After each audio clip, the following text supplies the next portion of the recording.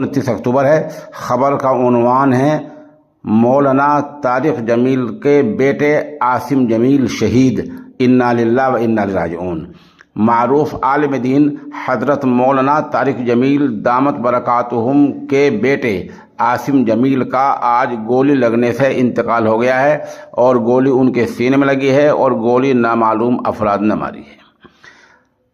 इस सिलसिले में ये खबर काफ़ी देर से सोशल मीडिया पर गश्त कर रही थी, लेकिन अब तस्दीक हो गई है और तारीख़ी कस्बा गंगोह से जनाब सैयद अबू अब्दुल्ला सुफियान हमारे राब्ते में हैं। वो बता रहे हैं कि मौलाना तारिक जमील के बेटे आसिम जमील का गोली लगने से इंतकाल हो गया है।